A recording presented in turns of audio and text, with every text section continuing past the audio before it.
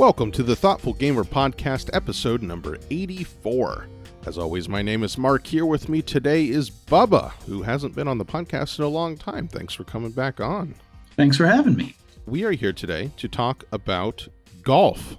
Not really a board game, but I figure it's a game. And then I had a realization while thinking, man, I really want to talk about golf and disc golf because I've been playing it and thinking about it a lot.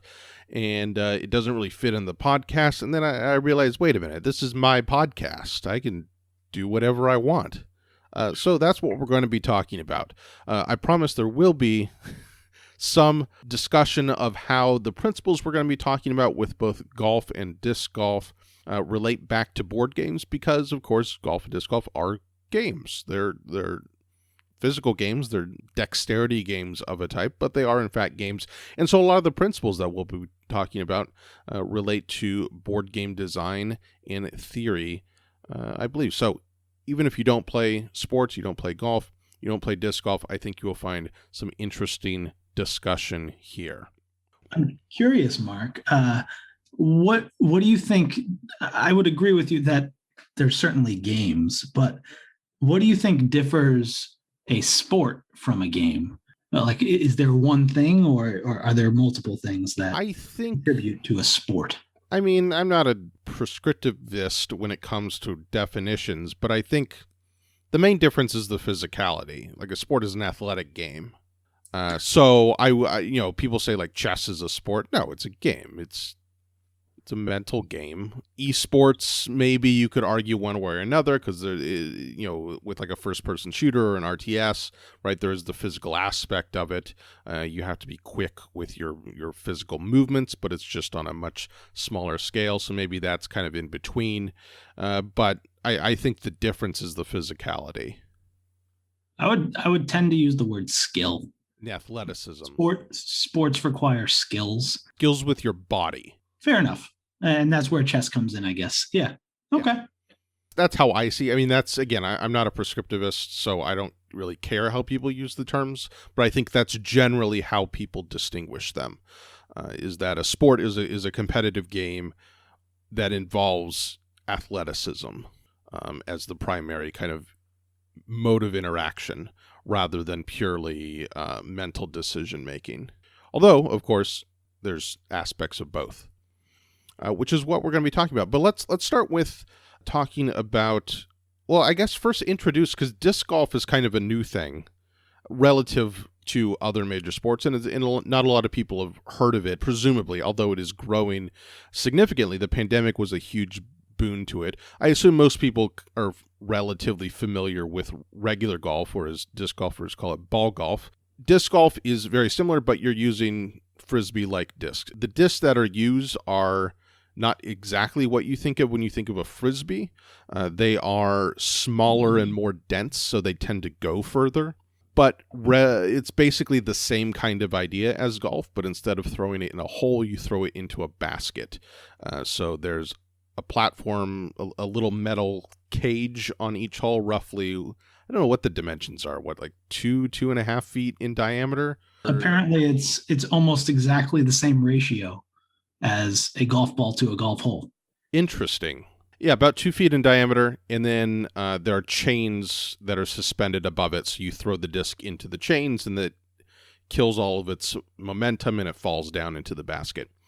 Other than that, they're quite similar in terms of you're trying to get into the goal in as few attempts as possible, and that's the scoring method. But we'll be talking about some other differences and similarities as we go on. So that's kind of what we're talking about. Bubba, what's your history with ball golf? Because I know you play some, but how long have you been playing? Sure. Ball golf. I'm not a huge ball golfer, unlike Mark here. I mostly dabble, but I got introduced to the game back in middle school, high school territory. I was actually a big tennis player back then. And there was a summer camp my parents sent me to that was a tennis camp that was also a golf camp at the same time. So you weren't required to do both, but I did because I like doing new things. And that was my first experience with golf. Grew up playing baseball, so I hit the ball a country mile, but not anywhere where I wanted it to go. And that's pretty much still how my game is. I can hit the ball far and can't very accurately. Nowadays, I probably play 4 to 5 times a summer, and then who knows, some in between when I can. But that's pretty much the history with ball golf. Disc golf, on the other hand, we kind of discovered it in college, and it wasn't the traditional disc golf sport. My college was huge into ultimate frisbee, so we would play ultimate nonstop. And actually, this is probably very similar to Mark since we went to college together. But I remember even my freshman year, before Mark was there, we would just be throwing frisbees around nonstop. And eventually we basically made our own disc golf course on the college campus and just threw at random objects, which included trees, telephone poles, sides of buildings, whatnot. One particular dorm room door. Yeah, exactly. So that's my history with the game.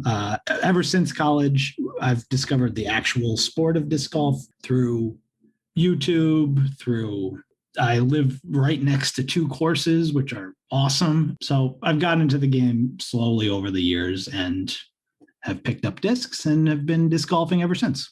Yeah, for me, it's funny that you played tennis and then discovered golf at a camp, because I've been playing golf all my life, but I did once go to a tennis camp in maybe middle school. But yeah, I've been playing ball golf since I was 5 years old. My dad and my grandpa played quite a bit recreationally, and so they got me my first club, little tiny dinky thing. I think my mom still has it in the garage somewhere, little tiny cut down 7-iron. And I first swung at 5 years old, from what they tell me, and then around 7 to 8, I started expressing more of an interest to kind of learn. So I got my first kind of half set of clubs. I think it was like an old, again, cut down used clubs, half set of irons and a putter and a driver or something like that. Around then, and I played as much as I could and swung and practiced, and I did a couple of classes, group classes for kids wanting to learn golf.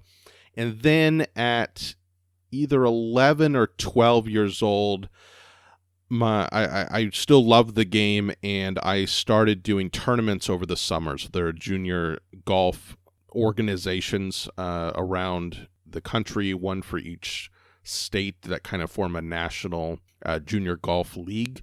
Although I should say maybe more than, at least there were 2 in California. There was a northern and a southern, so I was part of the northern one.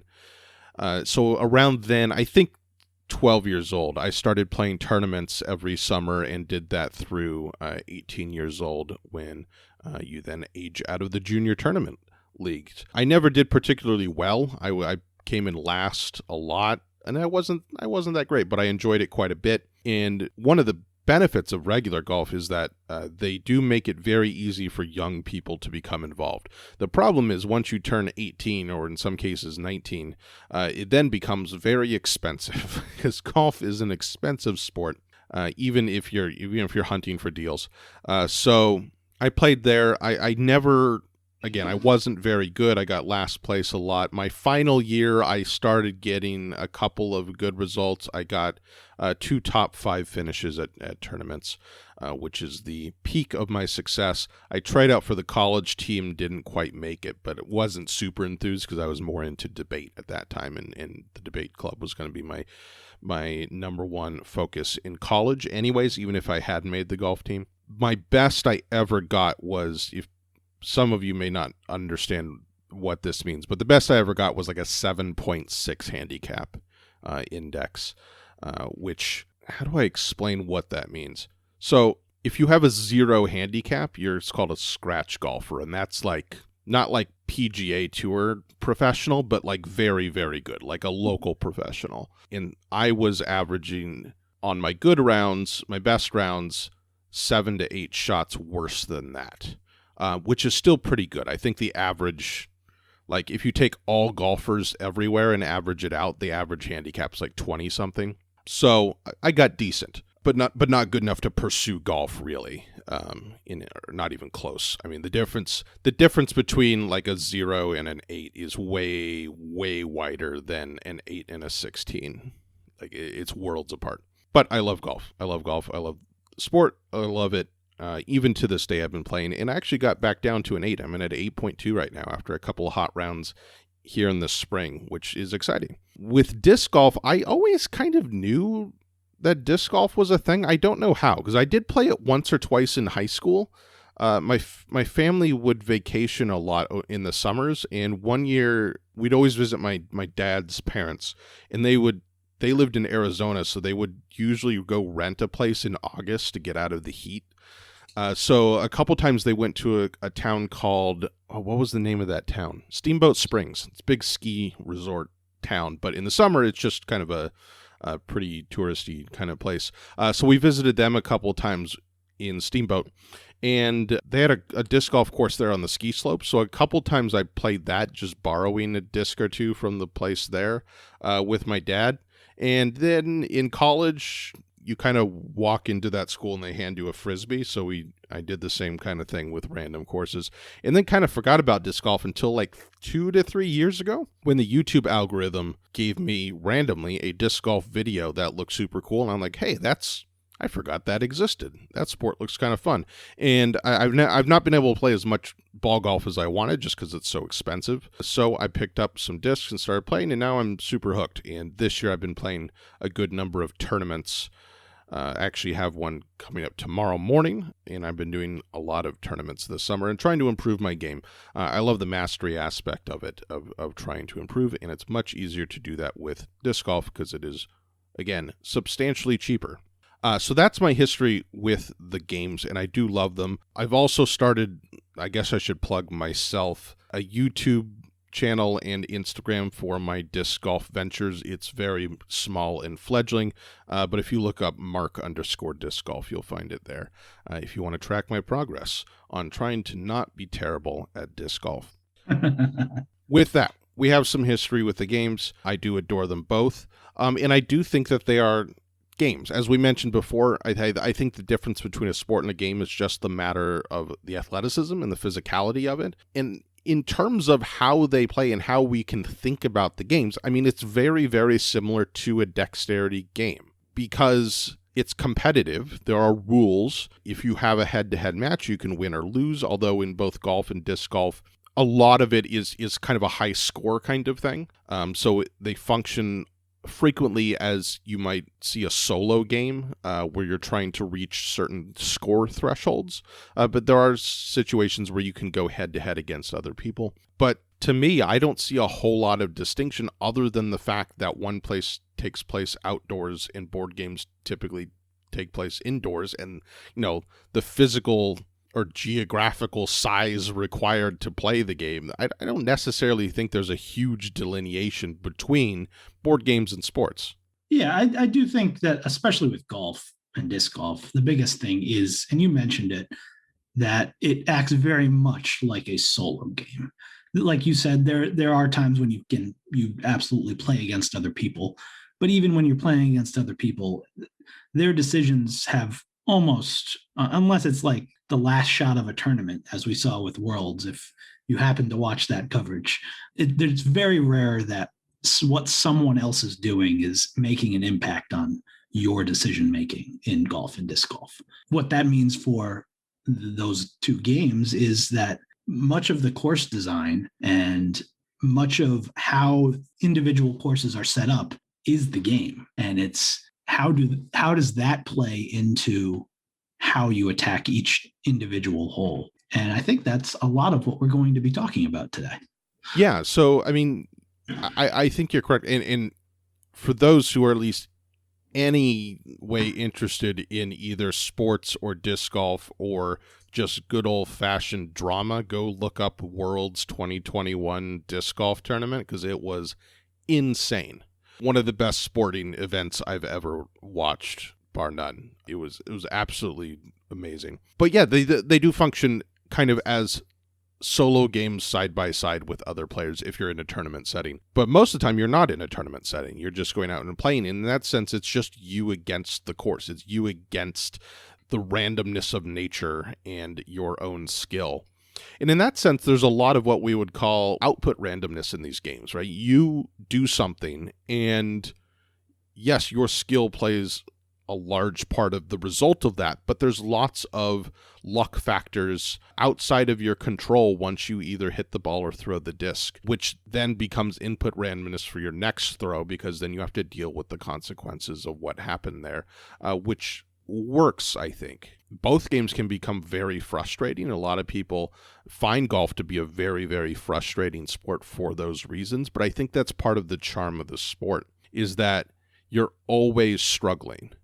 You're always going to get bad breaks. You're going to get good breaks. You're going to have shots that are perfect. You're going to have shots that you don't understand how you messed up so badly. And I think that struggle is kind of the main appeal of these sports. I think mastery is the other appeal too, because when you're watching pros, whether it be golf or disc golf, the delineation is so clear. In disc golf, it's all putting. If one of you go out and try to set up at a disc golf basket, say 30 feet away, and you've never thrown a Frisbee at a basket before, you probably make like 1 in 10 shots. And when you're looking at pros, they're at like a 95, 96% clip from 30 feet, which is just incredible. They're about 30 or 80%. It seems like it's 95. When you're typically watching the people winning the tournament at that time, it's the best in the world who are also playing very well. So you gotta buy a sample size. Absolutely. But if you look up the stats, about 80% average for men pros from Circle One. Yeah, and the same can be said for regular golf too. When you look at stats such as like greens in regulation and just like fairways hit, I mean, you try to match those numbers out on a golf course yourself, and you're not even coming close. And that's the other part of the frustration, I think, too, is the mastery curve for these skills is incredibly high, especially in ball golf. I certainly haven't mastered disc golf either, but my sense is that it's probably slightly easier to master than ball golf, just because of how far away from your body you're actually hitting a tiny little golf ball, as opposed to controlling a disc with your hand. Yeah, that's an interesting point. I do think ball golf is more difficult. It has a much more difficult initial learning curve. Like, I could take someone, an average person, give them a disc and get them throwing 150 to 200 feet in an afternoon. With golf, I'm not going to be able to get someone consistently striking the ball in one afternoon. I could get someone to do a couple of good shots, and I think I'm a pretty good golf teacher, actually. I think I'm actually a better golf teacher than I am a player. And the variables with ball golf are just so much smaller. Like the difference, like a centimeter difference is massive in striking a golf ball. A centimeter difference in throwing is probably not that big of a deal in disc golf. I think so. Yeah, I think the initial curve is higher. I think probably I don't know. I think golf is just harder. I think we'll eventually see, now that disc golf is becoming more popular and more people are dedicating a lot of time and effort into becoming masters of disc golf. I think maybe in 5 years we'll see a much bigger difference than like your average enthusiast and the top pros than we see now. I think that will start to stretch out quite a bit and become closer to what we see in ball golf. Like, we're just now in disc golf getting to the point where like kids are deciding to focus on trying to become a professional at disc golf. Like, that is just starting. Like, there's one, maybe two top pros now who have been super enthused about doing that from childhood, young age. Yeah. In ball golf, there are thousands of 8-year-olds right now who want to put in a lot of work to try to become a good golfer. In disc golf, there's maybe a dozen, if I had to guess. So that's a difference, but I think that's going to rapidly increase in disc golf because of the massive growth of the sport. I believe Innova, which is the largest manufacturer of discs, based on their sales, estimates that 50% of the disc golfers that exist right now started playing in the last year and a half. That's a crazy stat. Yeah. To put in perspective how fast the sport has grown. Well, because it's just I wouldn't a great be sport for in a pandemic. You can go out by yourself and not be around anyone and just hike around in the woods, and it's easy. It costs, I don't know, $20-$30 to get a couple of discs and just play. Super easy entry point, and you can do it in a pandemic. So it did explode quite a bit. But I think the learning curve in terms of progressing your skills is much more difficult in ball golf than it is disc golf. If you had to say in the next, say, 10 years, if disc golf keeps growing on this pace, what specifically about disc golf do you think will get better at the pro level? Do you think it's distance? I mean, to me, there's like elite putters out there, and I don't see how you can get much better at putting than are the current pros out there right now. That's an interesting question, because I don't know. I don't think max distance will increase that much. There's only so much you can do in terms of an athletic body propelling a disc. I mean, the distance gains in ball golf have been largely technological. Correct. And I don't see within the parameters of like how a disc can be made if there are any technological gains for distance, unless the technical parameters actually change, like the rules change for a legal disc. I think we'll see more pros having what we would call now super elite distance, so having 550, 600 feet. I think that will, over the next 5 to 10 years, become more or less a requirement to be a top pro, whereas right now it's not necessarily. So I think we'll see more people with that elite distance. I think the biggest gain in what distinguishes the top 5 or so disc golfers in the world right now from numbers 6 through 20 is the level of precision at distance. And so I think that's where the biggest gains will be made, and where courses will need to adapt to become not either long or narrow, but both. And that's what's going to challenge people. So hitting gaps at 200 to 300 feet that are 5 feet wide consistently is what's going to become the distinguishing factor between the very best and the average touring pro. That's fair. I think you're right. I think putting gains are marginal once perhaps we'll see bigger gains in like circle 2 putting. So that'd be between 10 and 20 meters. So right now, like the best in the world are hitting that range at about 30%. So I think there's room for more mastery there. Maybe we'll see those numbers creep up. I think once you get near 100, the best in the world right now are hitting circle 1 putts at 90%. I think Paul Ulibarri is the number 1 in the world this year, and he's at like 90 or 91%. You can only go so high there, right? No one's going to ever hit 100%, and you miss 1 or 2, and now you're in the mid to low 90s. Like, there's not much room to improve past that point. It's like free throws in basketball, right? Like, exactly. That is a perfect. Steve Nash was what, 92, 93%, like, and he was the best ever. Obviously you want all your pros to creep up towards that number, but there's not really any room to do better than that. Right. And that was kind of my point in asking that question, because I wasn't really sure. And I think that's, again, where this conversation is heading, is how are these courses going to adapt over the next few years as people get better, as we want to make courses more interesting, to make the game more fun and entertaining, and fun to watch, fun to play, etc. Yeah. So let's talk about course design, right? So if golf and disc golf are these solo games, the part that make them interesting are the actual courses you're playing on, or the actual setup of the game. If it was just a wide open field with a target, it would become fairly dull. It would just become another form of darts, which is a fine game, but darts is never going to be insanely popular as a professional sport just because of how limited it is.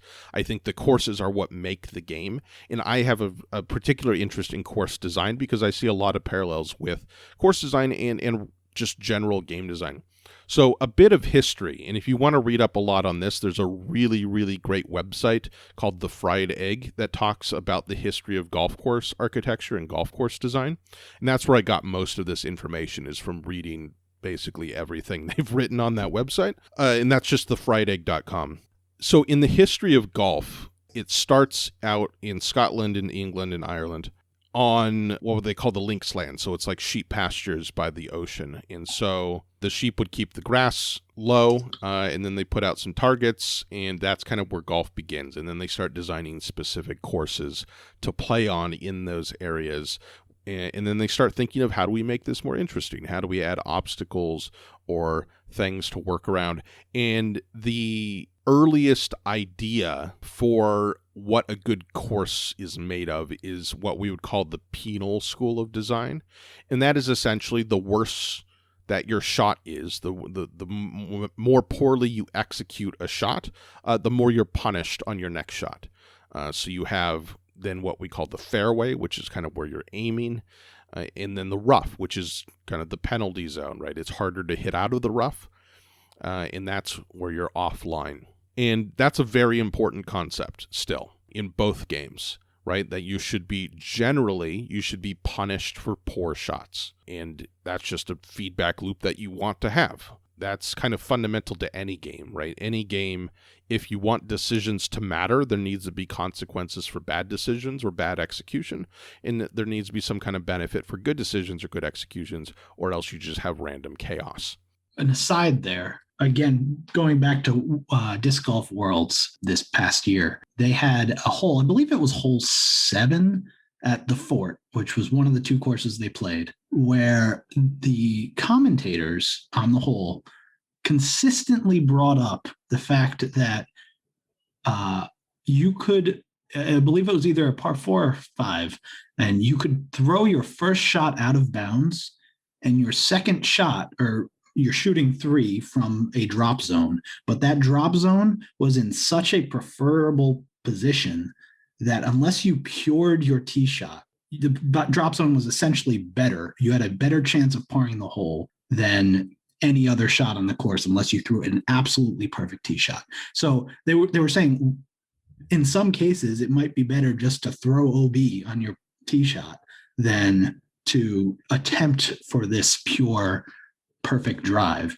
And I just bring that up as an example of this penal philosophy failing on this one particular hole. And that's something that irked me on that one particular course this year at Worlds. Any thoughts on that? Was that the hole with the fence kind of in the middle of the fairway?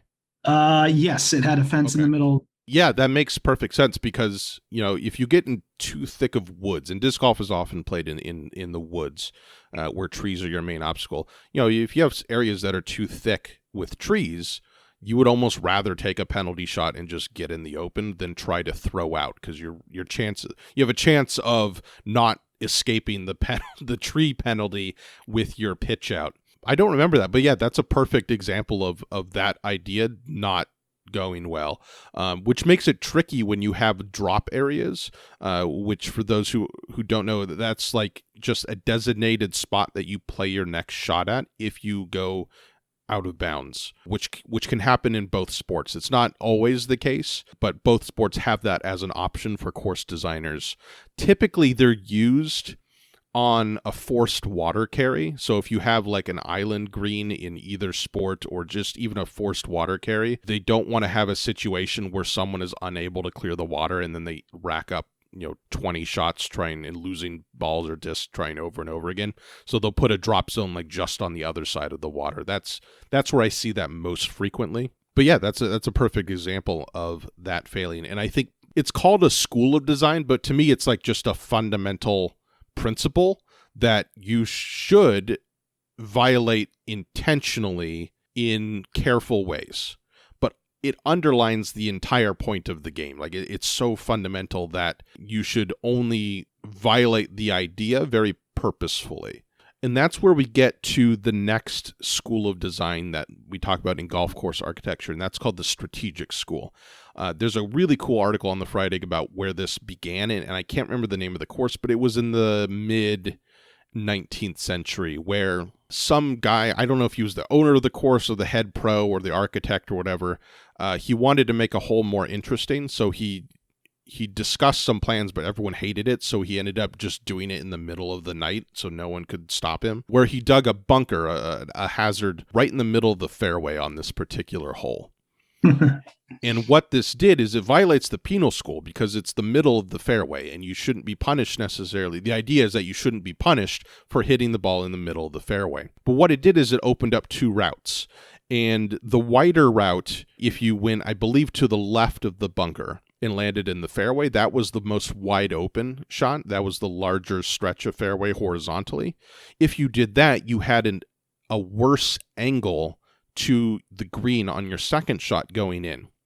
If you took the more narrow route to the right and were successful, you had the preferable angle going into the green.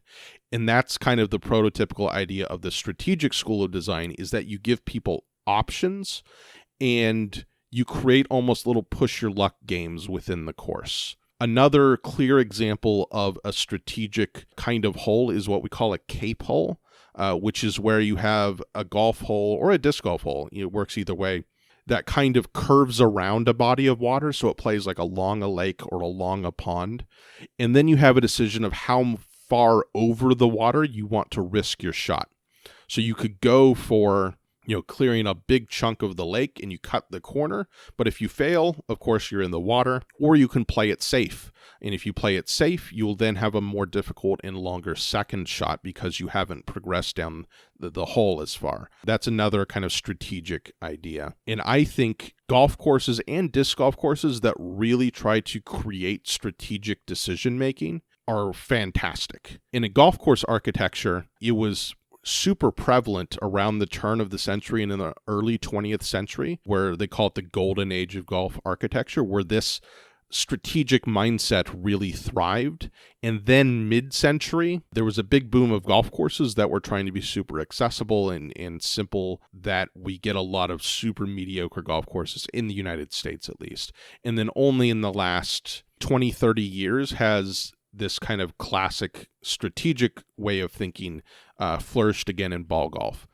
In disc golf, I see it as we're basically in that mid-19th century spot where strategic decision-making is just starting to peek its head through. So as far as I understand, the history of disc golf course design is basically, disc golf was created by a bunch of hippies in the 70s, and they just kind of found places to put baskets and courses wherever they possibly could. Like, it's very grassroots sport. And so you look at some of the old courses that are still around, and there was actually a really cool tournament a month or two ago at a course called De La Viega, which is one of the very earliest disc golf course designs. And disc golf course design early on is almost entirely par threes. So the idea is that they're short enough that you can reach the basket if you execute your shot in one throw. And De La Viega, I believe, is entirely par threes, or maybe there's one par four, and that's where a lot of disc golf courses are. And it's just different routes to try to execute that shot to get close to the basket. And only recently are we seeing more strategic principles being put in place on disc golf courses, which in my mind oftentimes means more par fours. And I'm going to spoil now the Worlds tournament. So we told you to look up Worlds, watch that final round. I'm going to spoil what happens just because I think it's a perfect example of strategic decision-making in course design seen executed among the players. So on the final hole of Worlds, it's a par four. How the hole works is that you have a force carry over water, which isn't a difficult carry for these pros. They're not worried necessarily about not making it over the water. But there's this kind of line of trees, random placed trees, just on the other side of the water that they are definitely trying to avoid and get through the trees. Once you get past the trees, it's pretty much open all the way through. But what they did is they put the basket, they created out of bounds along a pretty narrow, I don't know how you would describe it. Yeah, gap in the grass. Think of it as a grandstand. It almost looks like a NASCAR backstretch with grandstands on both sides. Yeah, so basically it's just open this grass. narrow landing strip. Yeah, it's open grass up to the basket. With one tree you have to go around the left of. In disc golf, that's called a mandatory. That's actually one of the unique things to disc golf that ball golf does not have, are mandatories. And they're usually for course safety, that they'll have a tree or something where you have to throw your disc either to the left or right of that tree, usually to avoid roads or other holes. But because it was just wide open grass, what they did is they carved out a narrow strip leading up to the basket, and then only the circle, which again is 10 meters radius from the basket, that was in bounds. Everything outside of that was out of bounds, which is actually a pretty small landing zone, even for pros. So what happened was, we have two people who are still in the running on the last hole. We have Paul McBeth, probably the best player ever. We have James Conrad, who's been a top 10-ish player for the last few years. McBeth has a one-shot lead. He throws his disc and gets a pretty good result. I would say probably above average result. Gets through the trees decently, but not necessarily as far as he might want. Conrad hits one of the trees and actually almost bounces back into the water. He hits one of the earliest trees, and he's really out of position. But McBeth has a one-shot lead, so all he has to do is tie the hole with Conrad, and he wins. Conrad's then in a pickle because he really doesn't have a realistic shot to try to hit that green and not go out of bounds with his second, so he pitches up to an open spot and doesn't even attempt to go for the green in two, which right there is a strategic decision, right? He's out of position on his first shot and has the decision there to really throw a Hail Mary and try to throw the probably 450-foot shot to a 60-foot circle in diameter, or he can pitch up and see what happens. And he chooses to pitch up. At the time when I was watching it, I wasn't even sure if that was the right decision. I mean, honestly, I thought he should have gone for it on his second shot. Anyways, McBeth sees that and also pitches up, also doesn't go for the green, even though he has a much, much better position to go for it. And in any other situation, right, if it wasn't the last hole where all he has to do is tie, probably would have gone for the green there. I would say probably an 85 to 90% make from that position for him. And then the crazy thing happens is that James Conrad has 250 or 247 feet, I believe is the number that has been enshrined, around the mandatory tree, throws it in the hole, throws it in the basket from that, and now McBeth's decision all of a sudden becomes a very poor decision, although not really. It was the correct decision at the time. He just got super unlucky because Conrad throws it in, and it's insane. So then McBeth pitches up, takes the par, and now they're tied, and they go to a playoff hole, and Conrad wins on the playoff hole. But I think that was really good course design to make that second shot scary, because unless then you absolutely lace the first shot, the second shot is a real decision of what to do. Do you play it safe and go for the par, or do you try to risk it? And that's really good strategic course design. I was watching some of the interviews of some of the pros after the tournament, and there were a decent chunk of them that did not like the hole design on 18. And they gave a variety of reasons, but that hole was definitely new for disc golf. Like it's compared to other holes and other tournaments that have gone throughout the year. It holds a very unique place in the fact that it is so strategic and so risk rewardy. So it's interesting that I found it interesting that there were some pros that did not like it. Well, I mean, was it due to the artificial out of bounds? Because that's typically something I don't like to see a lot in disc golf, where, you know, the course is wide open, so they just kind of create out of bounds. Whereas in a wooded course, the trees kind of do that for you, and it's more natural.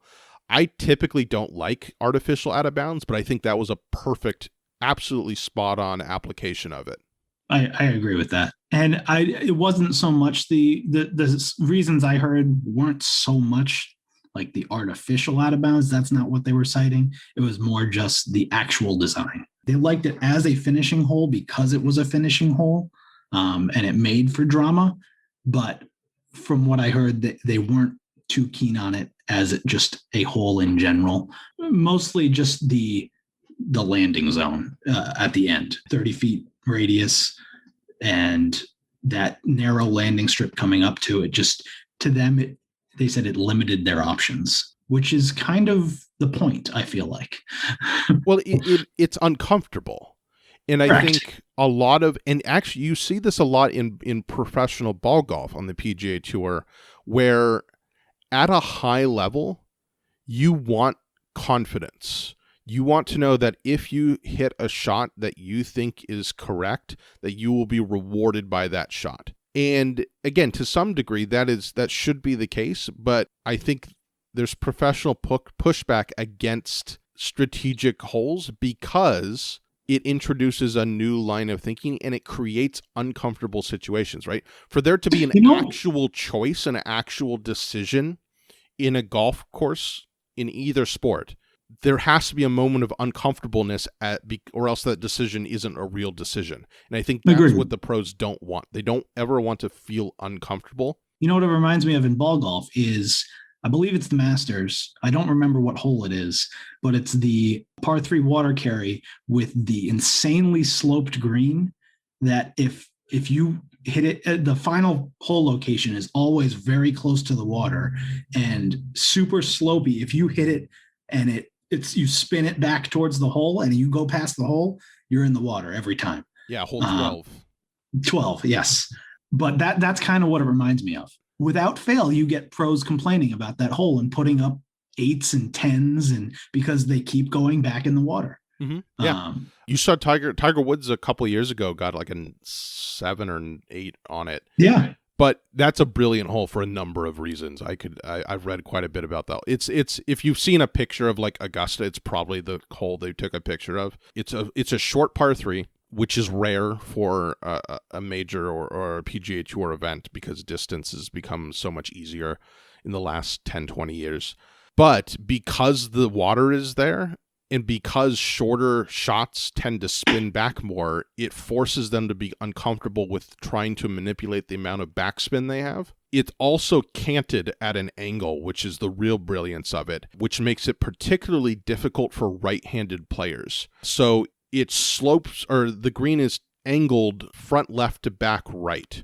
And why that's uncomfortable is because if you're to miss, for a right-handed player, if you miss with a push or a pull, so you hit either to the right or left of your target, typically if you miss with a pull, you will actually add distance to your shot. And if you miss with a push, you will lose distance on your shot. And the green is in the exact opposite configuration of that. So you'll see a lot of misses deep left on that hole, and you'll see if they do land in the water, they're typically missed to the right. It actually makes the hole much more comfortable for left-handed players. I think historically the two best lefties on tour, Mickelson and Bubba Watson, have a pretty good track record on that hole for that reason. It's so subtle. It's something you wouldn't actually recognize unless you really thought about it and had a good understanding of golf. Anyways, I adore that hole. That hole's incredible. But yeah, it makes them super uncomfortable because it's also a shot that they feel like they should make. Like it plays from like 140 to 160 yards for the pros, which in some cases is like a wedge. Like it's a very short hole. And so there's this expectation that I should be able, for a pro, to land this within a very tight radius of the flag. But it forces them sometimes to play away from the flag, which is super weird. It's the same reason that 17 at Sawgrass, the famous island hole, is so uncomfortable, because that shot, and that's another very short hole. It's like 140 yards for the pro from the back tees. And so it's a shot they should hit on the green every time. And if it wasn't completely surrounded by water, their success rate on that shot would be almost 100% of just hitting the green. But because the water's there and it's so large and it makes you feel uncomfortable, their success rate is much lower than it would have otherwise been if all of that water was grass. Yeah, no, I totally agree. And so I think that's where we need to go in disc golf a bit more. Yeah, you want the best players to feel uncomfortable because then they're making decisions. And again, it goes hand in hand. If there's an ostensible decision, but they're all super comfortable with the decision they make, then it wasn't a real decision.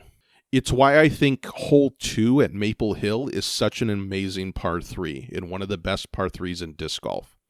Because when you watch the pro coverage at that course, you'll see 3 to 5 different types of shots being thrown by all the pros, which means that they're all having to make decisions about what kind of shot they're going to make. You'll see rollers, you'll see straight shots, you'll see people lay up, you'll see big, strong hyzers, you'll see forehands, like you'll see every type of shot to try to get to that hole, which is pretty rare in disc golf for a par 3. Most par 3s you see, even on the pro level, more or less everyone's attempting the same kind of throw with the same kind of disc. And I think that's where disc golf course design needs to evolve away from.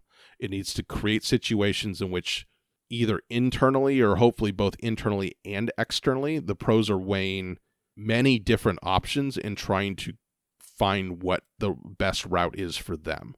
What do you think of that? I mean, this is kind of a little bit of an offshoot, but what do you think about that in terms of like grenades and non-traditional shots? So like this goes back to, I was watching disc golf tournament coverage.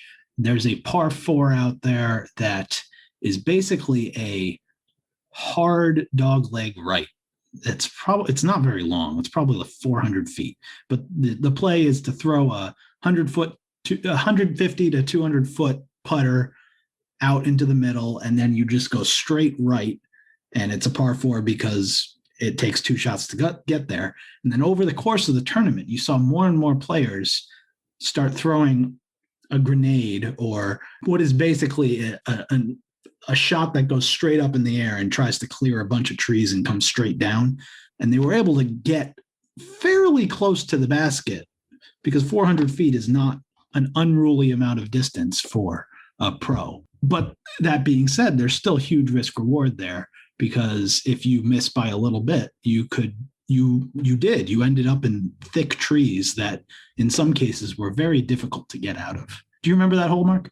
I do not. But yeah, I would say as long as the rough is sufficiently penalizing, I think that's interesting.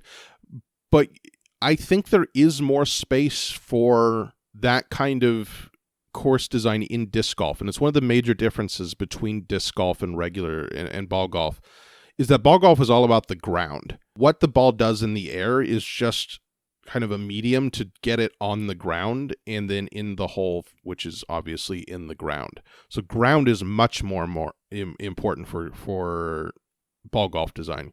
Disc golf is all about the air. It's all about the pathways in the air, because you can shape the disc a lot more, in a much more greater variety of ways and in more precise ways than in ball golf.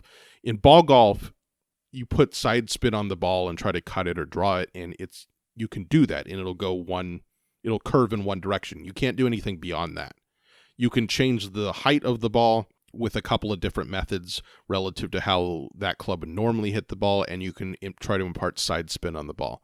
That's the most you can do in terms of manipulating the pathway that the ball flies on.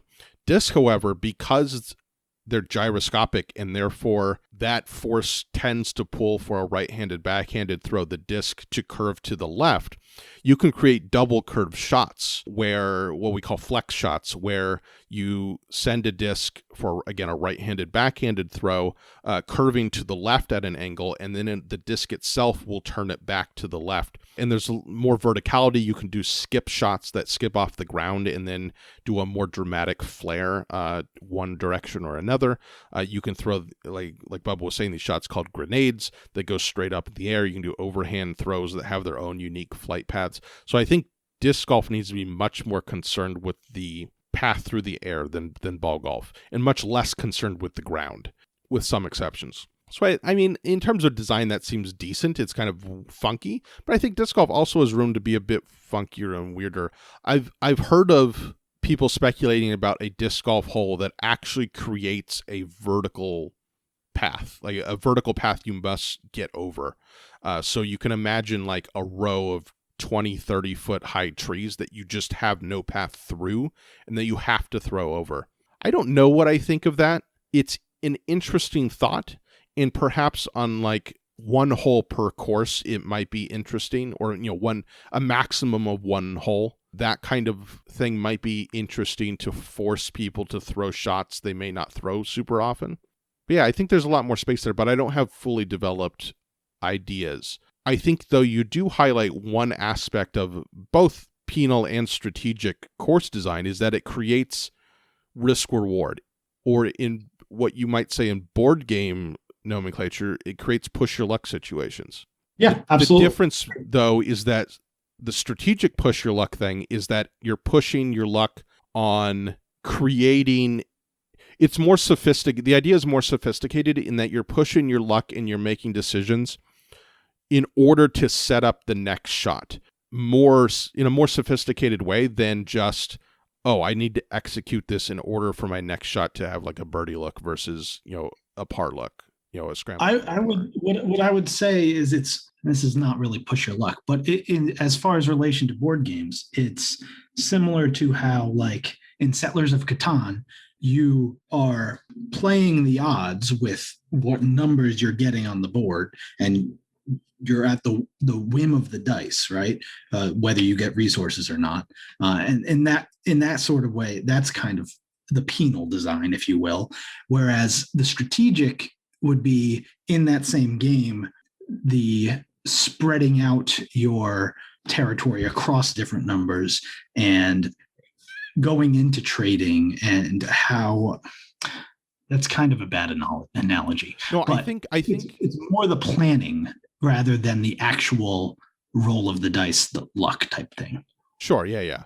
And it's about a more sophisticated odds calculation, which obviously are not pure odds, they're estimated odds. Like, you don't have you can only guess at your odds of success on any particular shot. So if it's just, okay, I want to play it down the middle of the fairway because that's where you have the most margin for error, that's a very crude decision, right? It's pretty straightforward. If the decision is between two routes, right, left of the bunker or right of the bunker, you then have multiple sets of odds, both in terms of, okay, what are my chances of being successful going left versus going right? And then the next layer of, assuming I execute one of those, what are my odds of having a successful shot into the green from the left side versus the right side? So I think the strategic line of thought in terms of course design creates much more complex and therefore much more uncomfortable layered decisions. So the final school in traditional golf architecture is called the heroic school of thought. And this one's more emotional than it is mechanical. The heroic school is the idea that you present heroic challenges for the participant to overcome. And it's much more a school of thought designed around recreational play of, like, you present a large water carry or a grand, downhill shot to a narrow fairway. And it sees golf course design as this kind of series of challenges to overcome. And the idea behind that is that it creates drama. It creates emotion in the play, that you have this big obstacle, this challenge before you, and you either succeed or you fail at it. So in some ways it shares similarities to the penal idea, but it has more emotional stakes to it. And I think those are super exciting. I don't think you should build a course entirely around heroic ideas. Honestly, every course should have a mixture of all three, but I think there are really cool heroic moments, and we see that in disc golf, particularly with island holes, in both kinds of golf, really, with island holes. And at the Worlds Tournament, there was an island hole on hole 16, which was super exciting. That's where the playoff played out. And it's just the situation where you got to throw into a particular area, and if you don't, you fail. If you do, you succeed and you're the hero. And I think that kind of emotion and drama, when used judiciously, can make a course really exciting. It can kind of be the thing that brings you back or gets you talking in the moment. Whereas, more subtle strategic design can get you talking about the course design once you contemplate it. But heroic is much more right there in front of you, and creates a lot of excitement. So for that, I think it's worth mentioning, but I think it should be used judiciously. Yeah, I think another one is you can have certain either green types for disc golf, like elevated baskets, even just like, especially like if they're extremely elevated, can make for a heroic type of hole. I know when you came over and we played a course, there was one that was basically on top of a almost a log cabin thing. Yeah, it was like Uh, those old what are those toys with the little logs? Lincoln Logs. Lincoln Logs. Yeah, it was like a Yeah, they structure like set up that. like 30 feet worth of Lincoln Logs, and you had to throw your disc all the way up top. And it was cool. It's just it's almost like little things that make you smile. And like if you really thought about it, really have no place being in disc golf or golf, but like there's no reason that they can't be either. You know, the parallel for board games here is when a game allows like a combo strat, right? Where you can try to build either a deck or a strategy where, if executed, you get to pull off a really cool long turn where you combine different cards or movements or ideas into one big conquering combo attack versus games that don't have that option. And a lot of times, you know, if it's done well, again, it's difficult in board gaming. If it's done well, having that option available to people can create really exciting moments.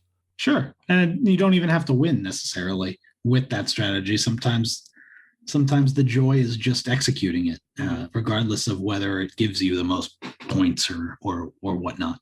Yeah, and I think the raised basket actually also demonstrates how, you know, we talk about these as schools of thought, but they're not discrete by any means, right? If you have a raised basket, especially if you have like a water behind it or out of bounds behind it, that's a strategic decision right there. Do you lay up or do you go for that putt? But it's also a heroic decision because if you decide to go for it, you can be, you know, the little hero in your mind.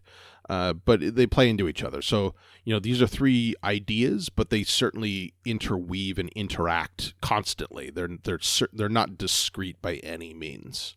So the final topic I think we can go over here is, how do we think disc golf course design should progress? How should it evolve into the future? I think you already hit on one of the big things that I think we both agree on, is that there needs to be more par fours, par fives to start off.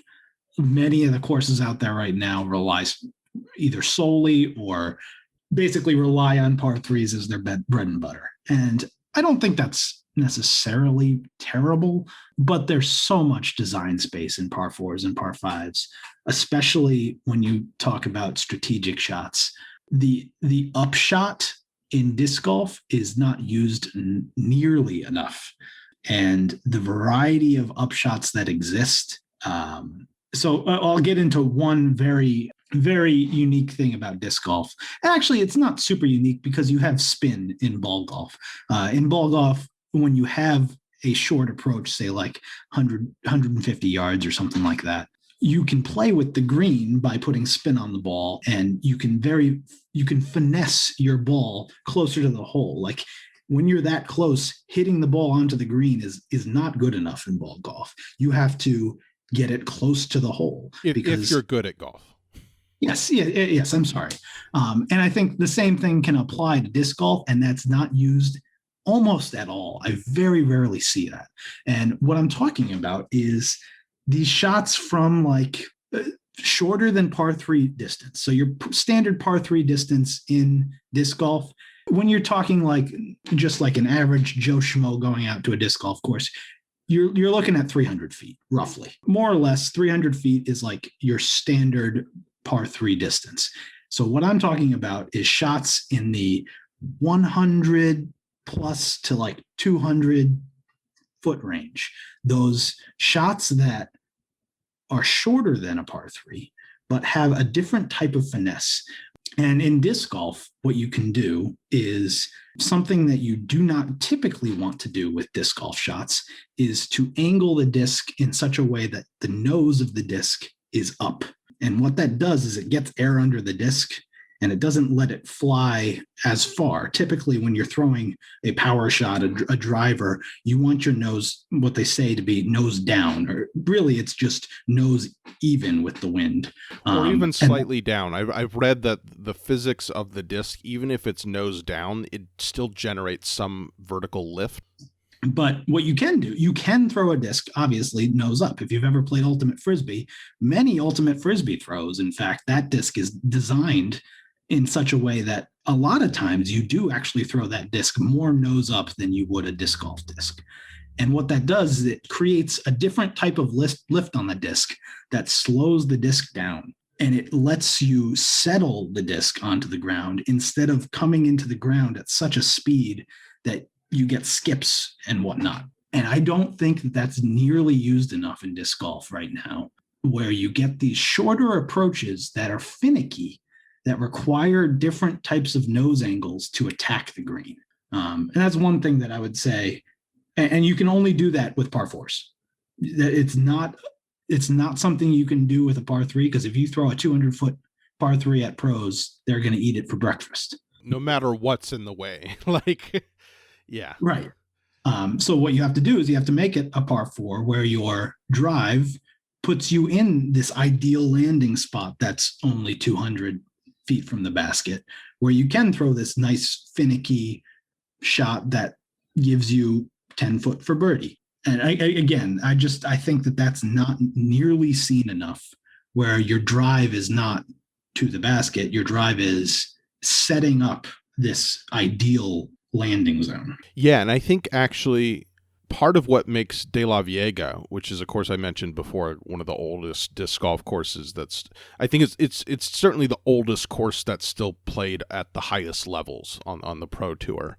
One of the reasons why it remains that, even though a lot of the holes are relatively short compared to other courses the pros play, is that a lot of the baskets are perched right on like the edge of a cliff, essentially.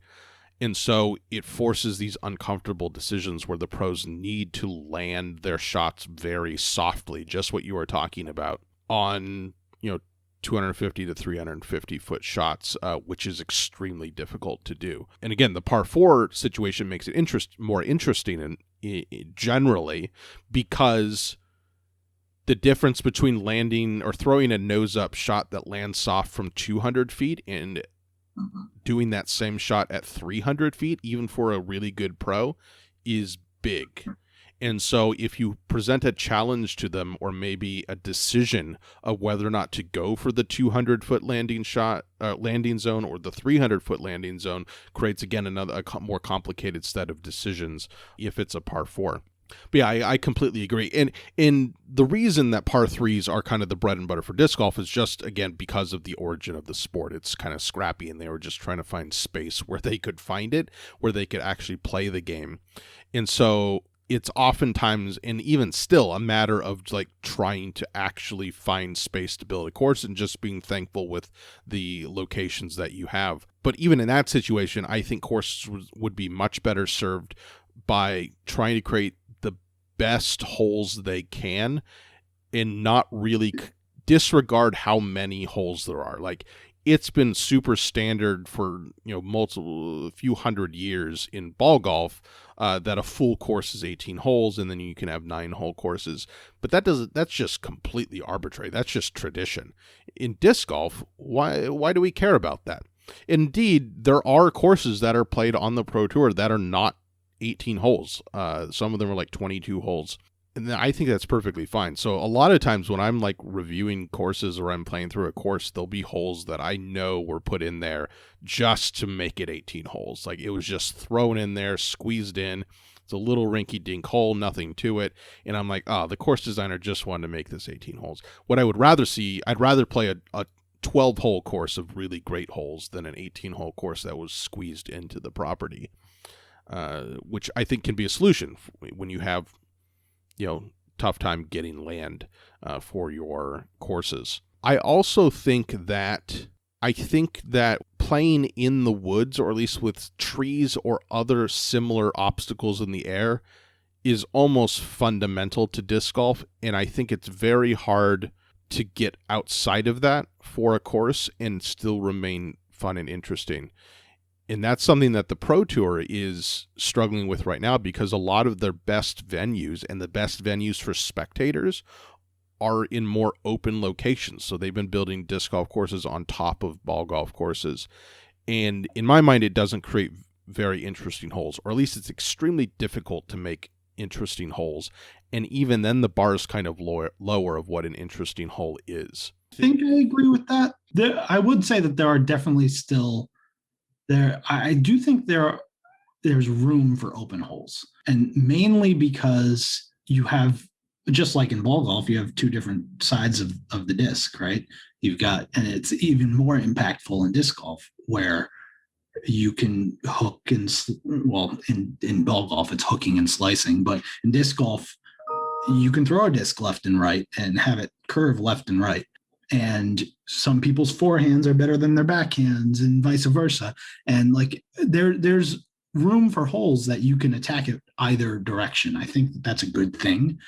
I also think it's a good thing to force a certain direction as well. So like, I think ideally you have courses that have both open and wooded, if you will.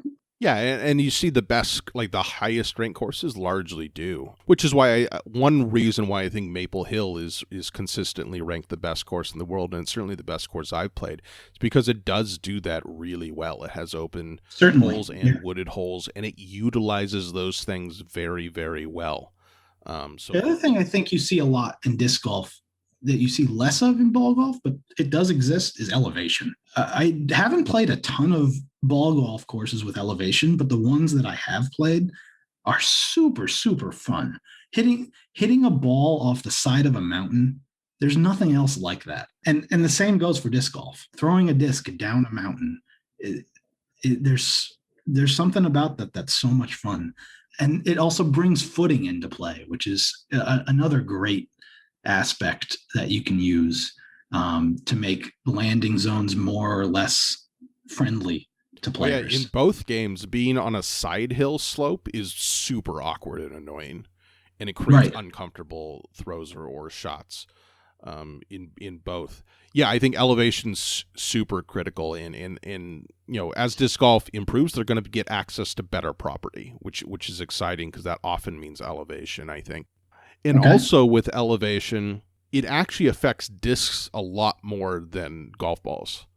So like throwing up a decent hill in disc golf can easily cut my maximum distance in half up an incline.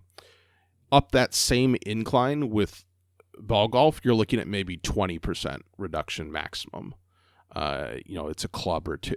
So like, for instance, if I'm hitting an iron shot in ball golf up a, say, 50-foot tall hill onto a green, I'm thinking that's like a club and a half distance. That's like 10 to 15 yards I have to add to my shot to get there.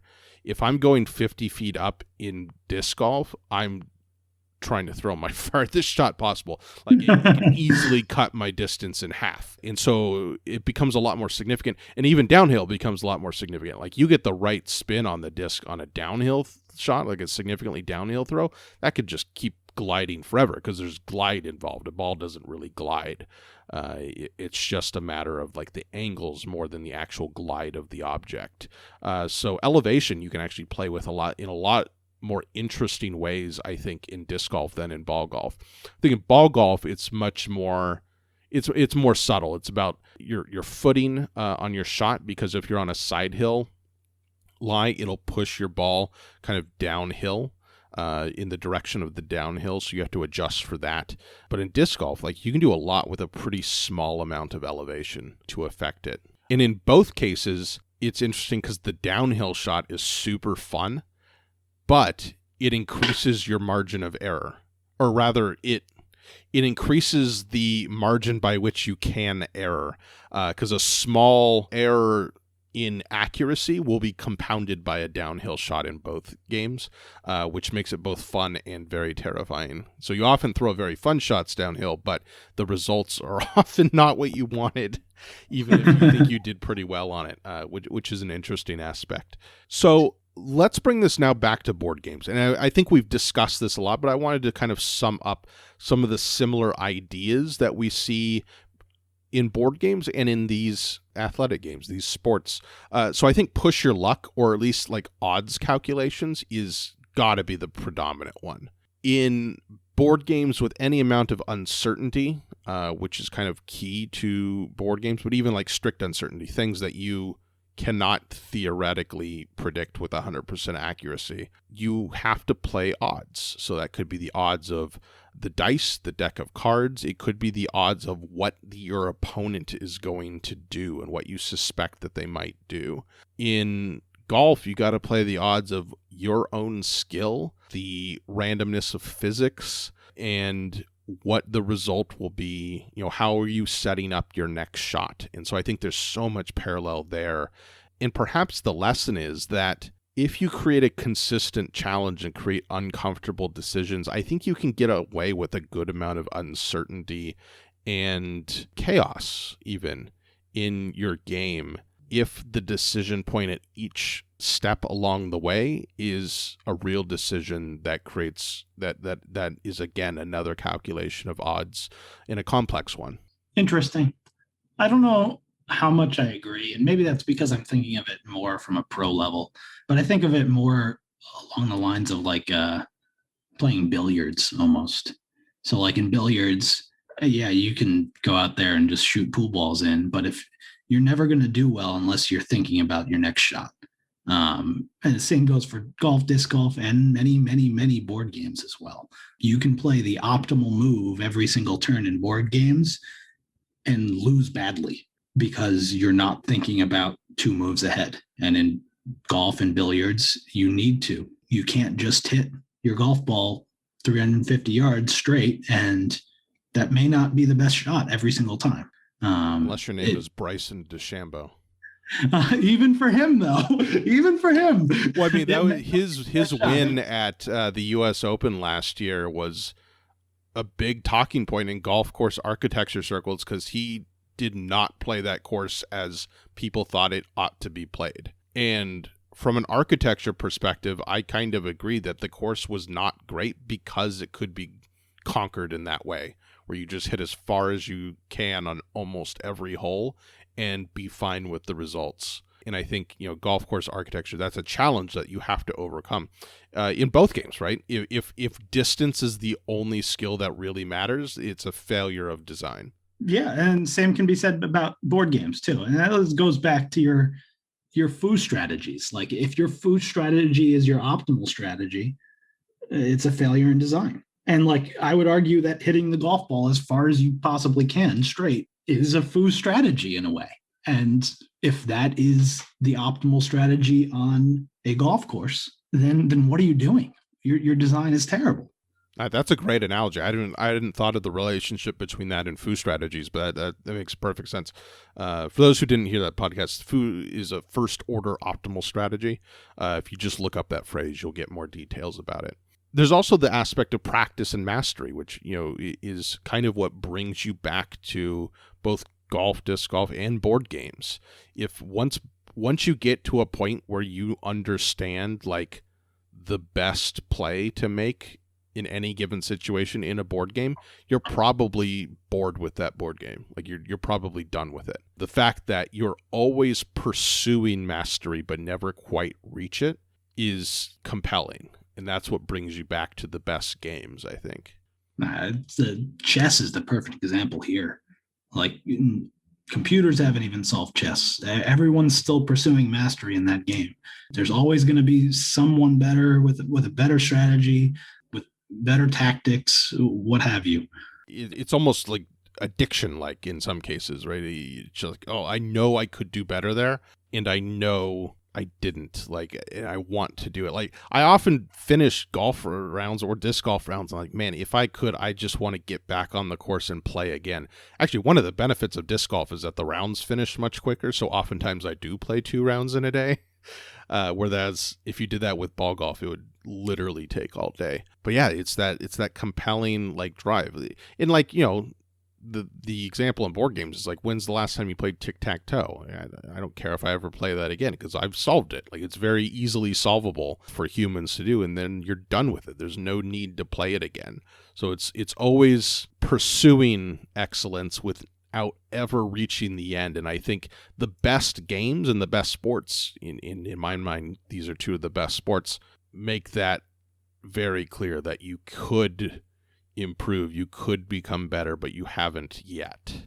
Yeah, another board game analogy that I would bring up would be your setup variations. So like in many games, you're given either starting powers or variations in setup, like whether your starting resources are different. I think you can compare that to like hole locations and basket locations Or on even course, playing different courses, right? or even playing different courses. That's fair, or even just less so hole to hole, but yeah, or hey, heck, wind conditions. Wind plays a huge factor in both sports.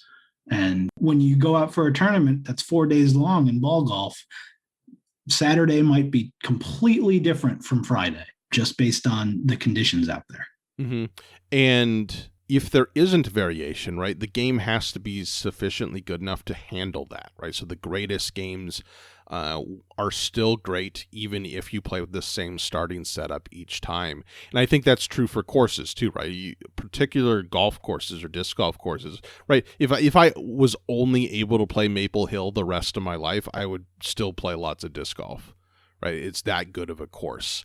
And the courses that aren't able to sustain that, they start to show their faults, right? There's a reason they can't sustain that. So, variability can cover up for a lot. Like, I enjoy seeking out new disc golf or golf courses, even if they don't end up being okay, just because it's a novel experience. But it's the great ones that you can play over and over and over and still find new things and find interesting things.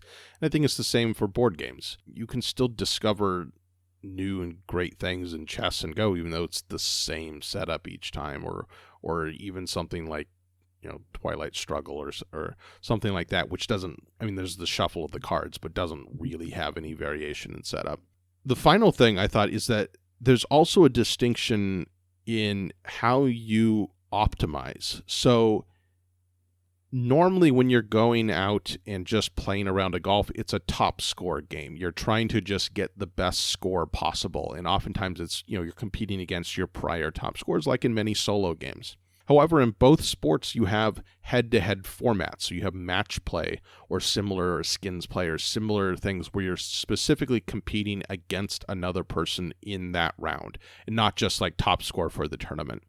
And that can change your decision-making dramatically, and that makes for almost a different style of game. I know in professional golf, there are people who are known as particularly good match play players as opposed to stroke play players. And it takes a different mindset. And in games, certain games, you might just be going for the top score, and that changes compared to games where you're specifically going head-to-head or more directly head-to-head against other players. Or, as I talked about with Amber in the last podcast, you have the king-making optimal, or the king-making context decision of what you want to optimize for. So we were talking about how, right, if you're in a position where you cannot win the game, towards the end of the game, and you're trying to avoid king making, I think there are two rational ways to optimize. You either optimize your score, so you try to get the highest total score possible,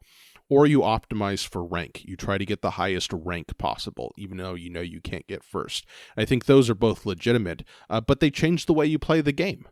It becomes, you create more zero-sum situations if you're going for rank. If not, you just go for highest score possible. And golf and disc golf have a similar thing going on. Yeah, so I think that's everything I wanted to say about this. I mean, I could go on and on talking about different holes, but I don't want to get too inside baseball. Hopefully, if you're not a fan of either golfs, that you still were able to follow along what we were saying, or at least look up maybe a couple key phrases and figure it out. But yeah, was there anything else you wanted to talk about, Bubba? Frustration design, very briefly. Oh yeah, good idea. And specifically with that, like, it's something that comes up with disc golf courses more right now, just because they're more in their infancy. There's a number of holes out there that are very linear in their design, in that, hey, you have to hit this 5 or 10 foot gap. If you don't, you're in trouble. Or there's some that are even worse, that are like, hey, 100 feet in front of you, the pin is 300 feet down this hill, but 100 feet in front of you, you have this grove of random small trees that you just have to find your way through. And more or less it's just a crapshoot whether you get your disc through them or not. And certainly this is bad design, but I think there's some major parallels you can draw with board game design here too, in that there's board games out there that suffer from this exact same thing of these roadblocks that just do not feel good. You step up to the tee at disc golf and you just wing it. You just throw it out there and hope. And that's bad design by the book, if you will. I completely agree. And I also think it's not even necessarily an objective measure of what kind of situation creates those emotions, because it's all about the illusion of control. And you want to, I wonder if there's really specific like psychological studies about this, but in both sports, you want to have some amount of control, or at least the feeling that you have some amount of control over the outcome, even though there's tons of variability of what happens after you release the disc or hit the ball. And there's tons of variability in like the minute movements of your own body that you're probably not at a skill level yet to understand or manipulate. But as long as you meet this kind of threshold of feeling like you have some control or hope over the outcome, then it's fine. And it's those kinds of holes that bring you below that threshold where it's like, okay, no matter what I do, I don't feel like I have control over the outcome. And I think sometimes that can be a very fine line in both the sports and in board games. Whereas in board games, even high luck board games, you want to feel like you have some amount of control over what's going on. So you look at a game like Can't Stop, which is like your classic push your luck game. There's so much variability going on there, but you have that little bit of control of whether or not you cash in or you keep pushing your luck. Whereas other games, and I can't think of one off the top of my head, there are other games I played where I feel like, man, I have so little control over my outcome here that I feel defeatist.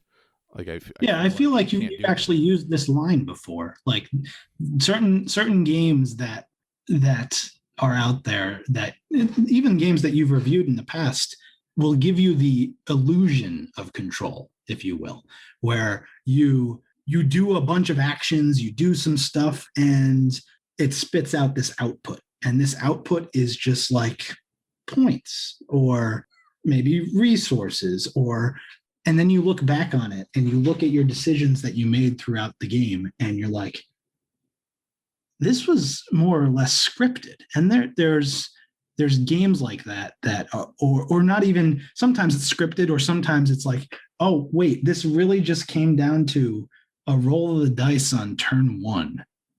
That doesn't feel nice. Yeah, in board games, it's often about your ability to comprehend the position. So I remember now the game where I made this argument most strongly was with Hanami Koji, which I do like quite a bit as a game. But because it's a game with so few cards, I don't remember if it's a proper micro game or not, it might be, that if you really analyzed it, I think in many different setups, as long as both players have a good understanding of the cards, the outcome can be determined, I won't say easily, but it can be determined based on who has which cards and which cards were not in play. And so once you peek at the possibility of that, like the illusion breaks down, which is fascinating in board games. And I think designers need to really watch out for that. Like once you get more knowledge of a board game, the game should either continue to be excellent or even improve. And I think that's kind of the mark of a really great game, is that as you gain knowledge, the board game continues to be engaging at an equal or greater level. If you can peek at like behind the curtains there, or I just wrote about like the borders of the game, you get where you understand the borders of the game and you see kind of deterministic things happening, it can ruin your time. Yeah, and that goes straight back to that disc golf hole too, right? Mm-hmm. So like you get a beginner out there throwing a disc at that hole that we were talking about with trees everywhere, where it's a crapshoot if you make it through. They won't care. They'll have fun just throwing the disc at the basket. And if they hit a tree or not, they're not going to care because they're a beginner. Whereas as you get more and more skill, that line should open up. There should be a line there for you to get. And actually, just even in my progression as a player improving, I have revisited holes that I thought were frustrating in a crapshoot, and I revisit them. I'm like, oh no, there's a line there, and I feel like I can hit it. So it's almost like at the beginning, you're like, okay, whatever. I'm not very good yet, and then you get some skill, and you start to think that more things are true crapshoots, and then as you keep gaining skill, more of those holes start to feel accessible to your skill level. Which is an interesting dynamic. I've definitely experienced that with a couple. Yeah, now that you say that, I think I have too. But there's holes that still exist that are just like, in my opinion, like just have no business being a hole. But, yeah, it's like, what level of precision can you expect even from the best players? Like, I remember Paul was talking about, like, if you want to compete at the highest level, Paul McBeth, the best player in the world, was talking about in one of his videos, like, if you want to be at the highest level of the Pro Tour, you got to be able to hit a 10-foot gap at 350 feet. But like, you know, if he was confronted with a lot of 5-foot gaps at 350 feet, would he feel the same? As that like a skill thing, or is that then too chaotic for him? I wonder where that line is for like even the best player. Yeah, that's interesting. I think that's our time. We've gone on quite a bit. I was scared that we would not have enough time, like we wouldn't have enough material for this podcast to be like a normal length. And I think it's going to be one of our longer ones of recent memory. But thank you so much, Bubba, for coming on. I always love podcasting with you, and I love golf in all of its forms, or at least both of its forms that I am aware of. Well, there's also foot golf, right? There's the soccer golf. There's the soccer golf, yeah. I'm gonna go. I've never played it, but I'm gonna say it's not nearly as interesting, probably. Fair enough. I will offer that challenge if anyone wants to defend. Do they call it foot golf? I think so. And equal to one of these two, then I don't know. That would be an interesting discussion. They got to put you on the spot, Mark. Though. Oh yeah. What's your favorite right now? I mean, going back in your life, it's always been ball golf. But right now you're playing the disc golf tournaments. What if you had to drop one of the two sports for the rest of your life? Which would it be? Oh. If money wasn't an option, ball golf would win 100% of the time. Fair enough. Like, it's literally an accessibility issue. If I was given free golf for the rest of my life and the condition was that I had to stop playing disc golf, I would sell my discs immediately. I think ball golf is the better game because I think there's a lot more precision involved. I think the precision of it and the challenge of it is challenging all the way through. And this is one aspect where I think I was going to mention but haven't, and that is the short game. We were talking about it a bit. Like the professionals, like the best putters in the world are pretty close to what I think peak putting in disc golf will become. I think for ball golf, there's a lot more space to improve. And that actually plays into course design. I didn't necessarily get into that, but like we were talking about how circle one, so 30 feet, which technically is between like 10 and 30 feet. The average touring pro hits about 80% of the time. On the PGA Tour, I don't know if I told you this, but if I haven't, you did, yeah. An 80% success rate on the PGA Tour is a 5-foot putt. Oh, I thought it was 8 feet from what you said. 5 feet. 5 feet. Wow. Yeah. 8 feet would, I think 8 feet might be the 50%. Okay. Is 50% like circle's edge? Probably between 30 and 40 feet. So they measure, the stats that are kept are circle one is 3.3 meters to 10 meters on UDisc. And then they keep circle two, which would be 10 to 20 meters. So circle one average is about 80%. Circle two average, so the 10 to 20 meters, is 20, low 20s. Like Paul McBeth's absolutely lighting it up from circle two, and I think he's at like 35%. But there's only like one or two people last time I checked who were in the 30s. So somewhere around, I'd say between 30 to 40 feet is probably the 50% zone for the professional, which is a good amount of space away, right? Like, 30 feet is 10% of your average par 3. 5 feet on a golf course is far less of a percentage for a par 3 in golf. So the short game is fundamentally easier in disc golf, and I think that's the edge that ball golf has. It also has, the aesthetics of it. There's a lot more money put into it, so the courses are much more beautiful, and I've been playing it more. So I think there's subjective things that make it a better fit for me, but I think objectively, I can make an argument that ball golf is a better game. That said, I love disc golf. I love that it's cheaper, and I love that it taps into a lot of the same feelings, and I love that I can play around. If I'm by myself, I can sometimes get around 18 holes in like an hour, whereas on a ball golf course, even by myself, I'm looking at 3 hours. Right. How about you? You just play more disc golf in general, right? Yeah, I don't play a ton of ball golf. Yeah. I play ball golf as just like you said, it's so expensive. I don't enjoy it nearly as much, mostly because it's a slog to me. It's just so long. But when I'm out there, I enjoy being outside and walking around. Sure. So disc golf checks all those boxes for me. And like you said, it's shorter, and I'm probably better at it too.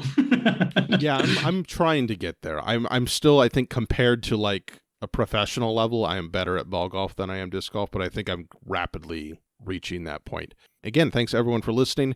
If you'd like to see more about disc golf, again, you can follow my YouTube channel, Mark_disc golf. Mark spelled with a C, not a K.